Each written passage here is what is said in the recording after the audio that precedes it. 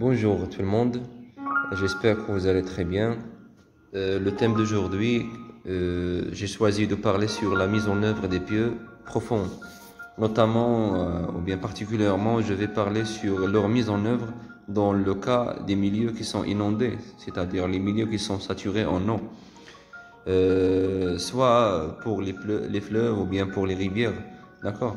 Donc en fait, la problématique majeure qui entrave les entreprises qui sont spécialisées dans la construction routière ou bien le génie civil lié aux routes. Donc c'est l'intersection avec les axes de leur route avec des écoulements d'eau qui sont soit des écoulements d'eau saisonniers ou bien des écoulements d'eau qui sont continus pendant toute l'année, d'accord? Donc les écoulements d'eau saisonniers, ils sont surtout accentués lors des saisons pluviales, alors que les écoulements d'eau continus, ils sont là pendant toute l'année. Je parle surtout des fleuves. D'accord? Donc, afin de garantir la continuité de la route, objet de construction, donc ici, il y a la nécessité d'aller chercher un ouvrage qui va garantir cette continuité et en même temps qu'il va être construit sur cet écoulement d'eau. D'accord? Donc en fait ici il y a la nécessité de mise en œuvre ou bien de mise en place d'un ouvrage d'art. Donc juste en guise de remarque, un ouvrage d'art dans le jargon routier, ça réfère aux ponts. Alors que les ponts ce ne sont pas le premier choix à recourir vers. Pourquoi? Parce qu'il y a d'autres ouvrages tels que les dallos, les buses et aussi les radiers. Ce sont des ouvrages destinés à assurer cette continuité d'eau sur lesquels on peut construire des routes, etc. Mais ils sont destinés aux débits qui sont très faibles, d'accord? Donc si le débit de l'écoulement est très faible, donc ici on peut utiliser des dallos, des radiers ou bien des buses, d'accord? Sinon, il y a l'obligation d'aller chercher, de mettre en place des ouvrages plus lourds, notamment je parle des ponts. Supposons maintenant que nous avons pris une coupe longitudinale d'un oued ou bien d'une rivière ou bien d'un fleuve quelconque, d'accord? Donc une coupe longitudinale déjà, elle est parallèle avec l'axe de la route, d'accord? Donc afin de garantir la continuité de la route, cette dernière doit être fondée sur un ensemble de pieux profonds, d'accord? Ces pieux profonds, pourquoi déjà ils sont profonds? Parce que leur diamètre, il est largement inférieur à leur profondeur, d'accord? C'est pourquoi ils sont appelés des fondations ou bien des pieux profondes. C'est clair?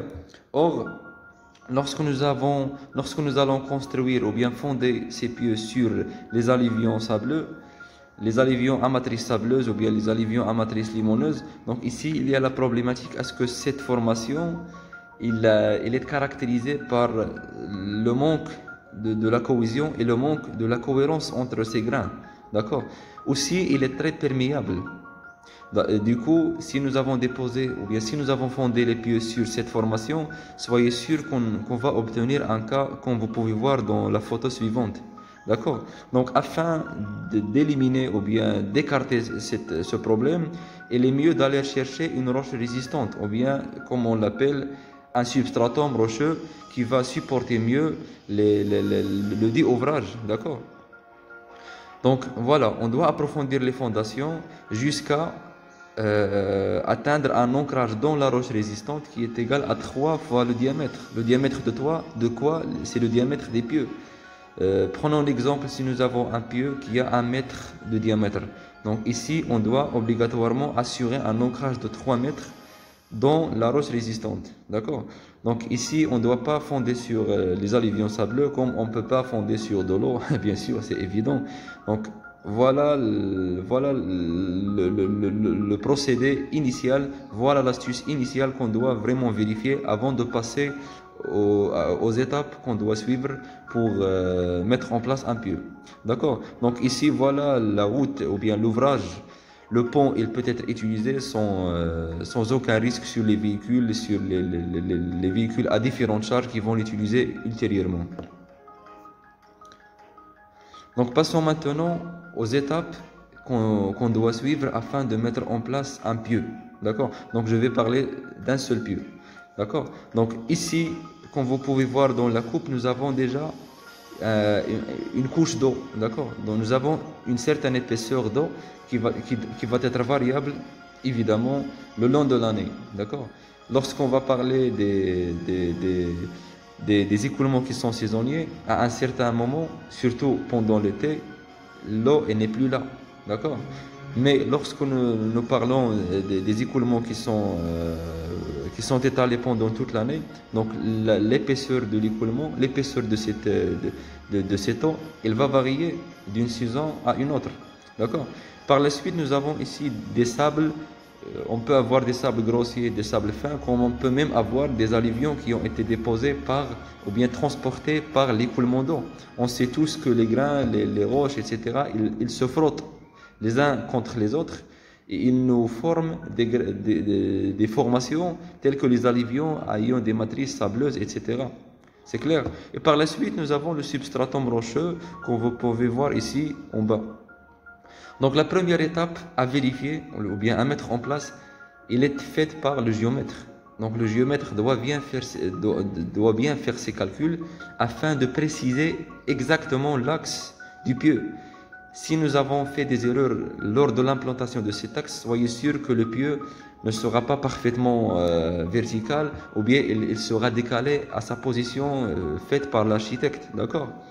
Donc par la suite, nous avons la pose d'une vérole. Donc ici, c'est une sorte d'un guidage. D'accord? Une fois nous avons choisi l'axe, on doit forer un guidage dans lequel une machine doit être installée là-bas.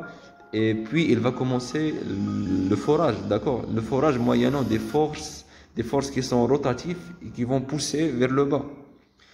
Une fois que nous avons créé ce vide, soyez sûr que l'eau va chercher à remplir le vide, d'accord? Donc ici nous aurons un forage ou bien un vide qui est rempli d'eau, d'accord? Donc le forage doit être effectué dans un milieu qui est humide, voilà. Donc ici j'attire votre attention à une remarque très importante. Ça concerne les sables ou bien les alluvions à matrice sableuse. Donc soyez sûr que ces formations, ils ont des cohérences très basses. Et du coup, si nous avons réalisé un forage sans aucun tubage, soyez sûr que le forage va être renfermé. D'accord?